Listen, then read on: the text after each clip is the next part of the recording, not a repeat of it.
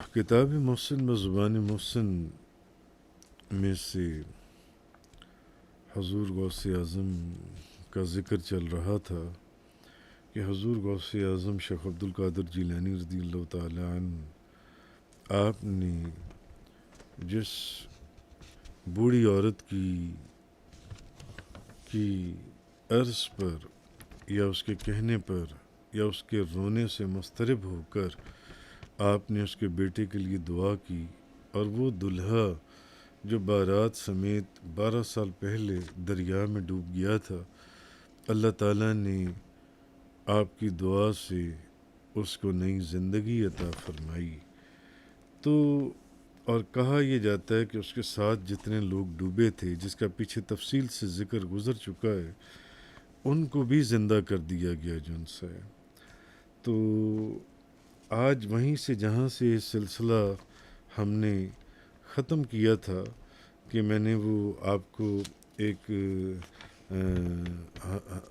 حضرت سید شاہ دولہ سید کبیر الدین المعروف شاہ دولہ جن کا ذکر اس کے پر بات ختم ہوئی تھی کہ اس تقریب کی ایک سالانہ تقریب راوی کے دریائے راوی کے کنارے آج بھی اس کا انعقاد کیا جاتا ہے، جس میں سینکڑوں بے اولاد جو جوڑے ہیں، وہ اولاد نرینہ کی جب منت ان کی پوری ہوتی ہے تو اس کی خوشی میں چھوٹی چھوٹی کشتیاں اور بیڑیاں بنا کر اس اپنی عقیدت اور محبت کا نہ صرف اظہار کرتے ہیں بلکہ اس واقعے کی یاد کو تازہ کرتے ہیں جو آج سے کئی سو سال پہلے بغداد میں حضور غوث اعظم شیخ عبد القادر جیلانی نے جس بوڑھی عورت کے بیٹے کو زندہ فرمایا تھا۔ بہرحال آپ حضور غوث اعظم شیخ عبد القادر جیلانی نے آپ نے صرف اسی بارات کو زندہ نہیں کیا بلکہ آپ سرکار کو اللہ نے اتنا مقام عطا فرمایا، اتنا مرتبہ عطا فرمایا، اولیاء کے اندر ایک خاص اور ایک خوبصورت مقام کہ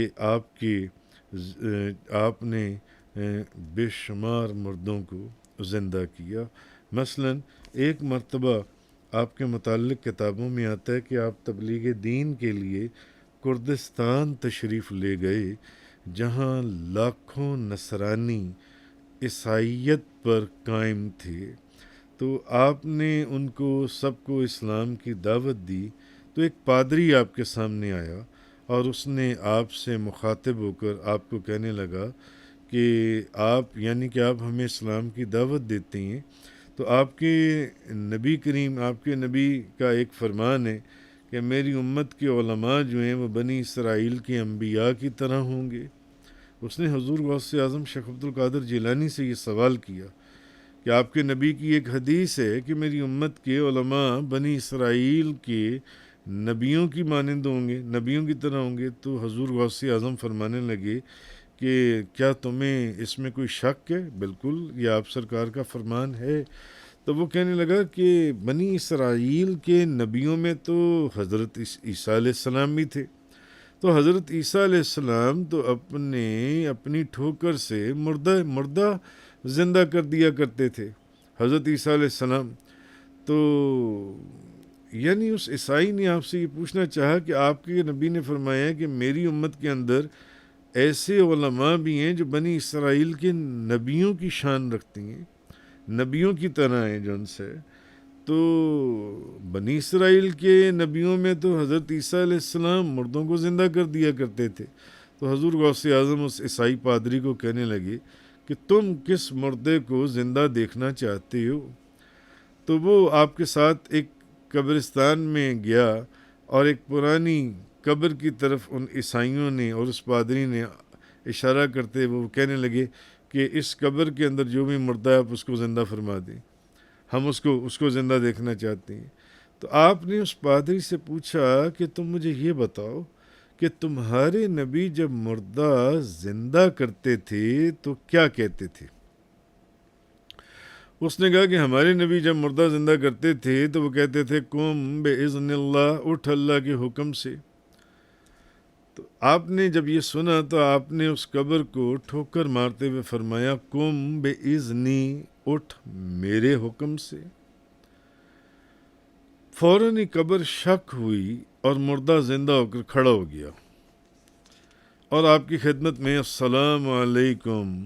عرض کر کے کہنے لگا کیا قیامت آ گئی ہے؟ آپ نے فرمایا نہیں،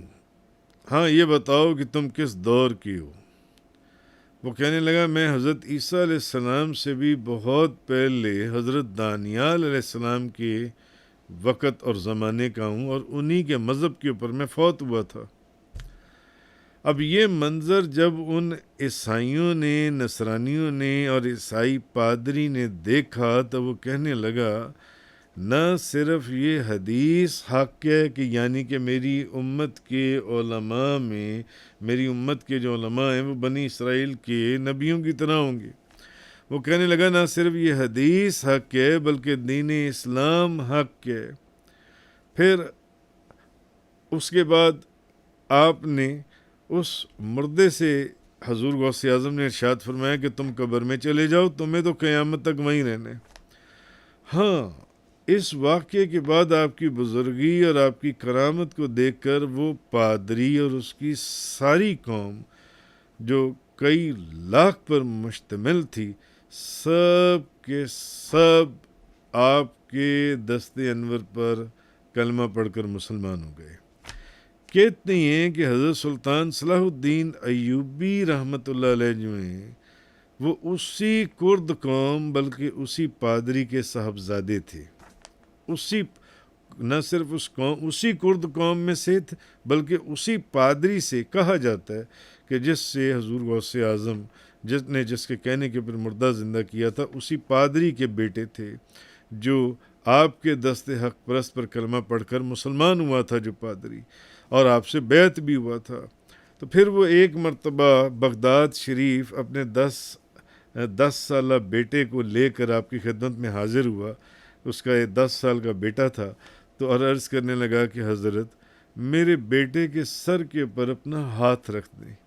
میرے بیٹے کے سر پر اپنا ہاتھ رکھ دیں۔ چنانچہ حضور غوث اعظم نے اس بچے کے سر پر اپنا دست مبارک رکھا اور اس پادری کو فرمایا کہ یہ بچہ تاریخ عالم کی ایک عظیم نامور شخصیت ہوگا اور اللہ اس کے ہاتھ سے ایک بہت بڑی اسلام کی فتح کرائے گا۔ اور پھر دنیا نے دیکھا کہ وہ بچہ جس کے سر پر ولیوں کے شہنشاہ اور سلطان الاولیاء شیخ عبد القادر جیلانی نے اپنا ہاتھ رکھا تھا، وہ بڑا ہو کر حضرت سلطان صلاح الدین ایوبی کہلایا اور 583 سن ہجری کو اسی کے ہاتھوں مسلمانوں کو بیت المقدس کی تاریخی فتح حاصل ہوئی۔